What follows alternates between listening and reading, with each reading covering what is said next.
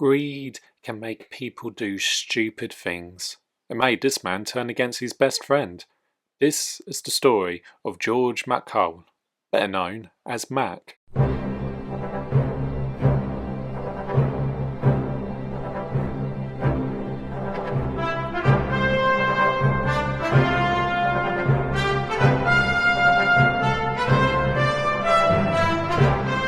Before Kingdom of the Crystal Skull was chosen to be the fourth Indiana Jones film, there was the City of the Gods script by Frank Darabont.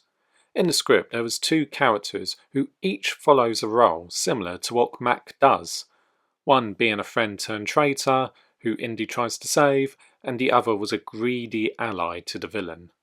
When David Cope wrote Crystal Skull, he combined the two characters together and the character Mac was born. The character was played by English actor Ray Winstone, who was chosen for the role after Spielberg saw him in the 2000 film Sexy Beast. According to extended media, Mac and Indy worked together on different missions during World War II, eventually becoming friends in the process. After the war, however, Mac started to get into some debt after his gambling addictions got the better of him. When the Soviets approached him with an opportunity to get him out of it, Mac gladly took the offer, even if he had to turn against his friend.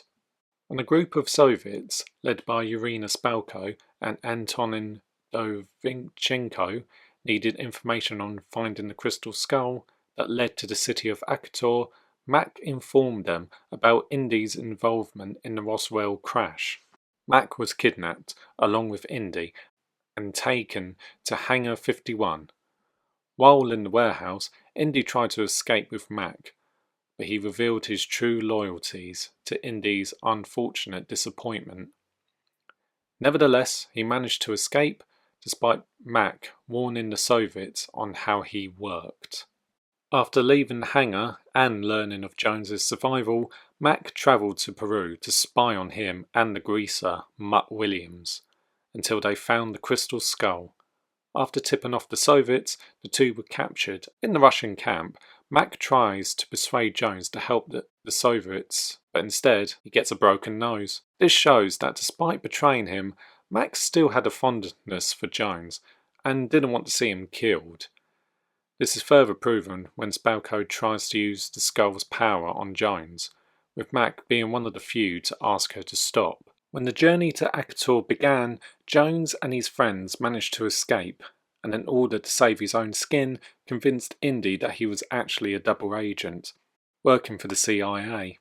Believing him, Indy spares him, and Mac accompanies the group all the way to Akator, and eventually the temple containing the remains of the aliens that ruled it. During the journey, Mac leaves behind tracking beacons so Spalko could find them, once again turning against Indy. While in the temple, Mac helped himself to all the treasures that was presented. But as the temple started to open a portal to another dimension, Mac tries to escape. But his greed gets the better of him, and after tripping on the ground, and with the strong magnetic pull coming from the portal, the gold that Mac had on him started to pull him towards it. Indy tries to save him, but knowing he wasn't a good friend, and taking his chances, Mac assures Jones that he'll be alright, and purposely lets go of the whip.